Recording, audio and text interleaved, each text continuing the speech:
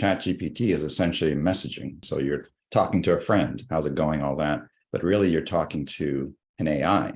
And you can ask the AI, like, can you create an architectural program for a 3-bedroom apartment? The next AI that we introduce is Midjourney. Midjourney is the rendering engine. You can ask it a question, like render a photorealistic view of a beachfront house in the Maldives, and it creates this within minutes or 1 minute or 30 seconds or whatever.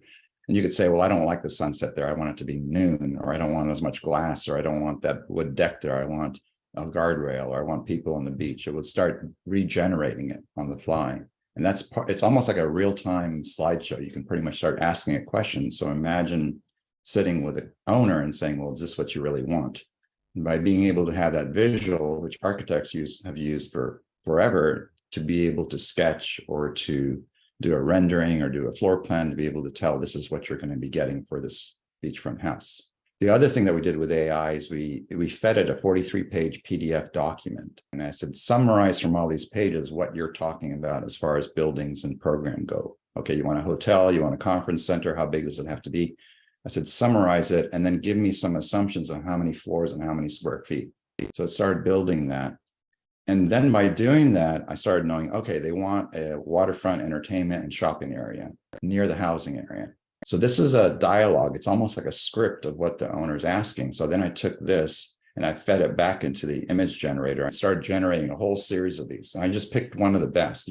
We literally did probably, 20 or 30 versions of this to get to one. And then we started combining them. So it's not just an automatic thing. You have to have that dialogue again with your AI friend as well. The river is too wide or too narrow, or there's too many buildings in the background, or we don't want sunset, or there's too many people. You start adjusting it and it basically rebuilds it on the fly. And the reason these images are important, this is before the architect has touched anything. This is the rapid kind of a slideshow to the owner to say, do you want this? Do you want that? So we're telling the story. We want a high-end hotel looking at the river again, performance hall looking out toward the river as people were getting ready to come in.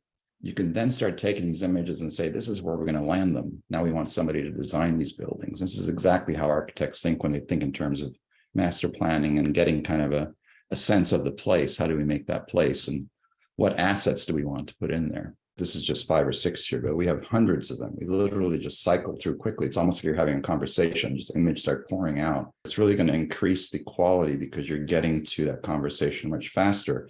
And you're also at the same time tracking how big is the building, how much energy is it using before you commit to doing the final construction documents. Because the further you get along in the decision process, the less chance you have, oh, we forgot that. Well, it's going to cost us too much, or it's going to use too much energy.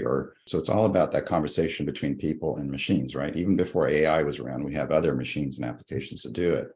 The fact that it's machine readable means that you can start collaborating with other humans as well more efficiently. If you have a table of data in an Excel file versus 5,000 pages of PDFs or text that I have to read, I'm going to spend a lot of time reading through that 5,000 pages, and you're not going to get any value because you have to pay me to read those pages. But now I can crunch through it, ask it questions, output the data, and start doing the design. That's the tectonic shift, I think, that's happening if we have access to data as an asset versus having humans reading through pages of paper that probably is outdated anyway to come to kind of conclusion to design the building.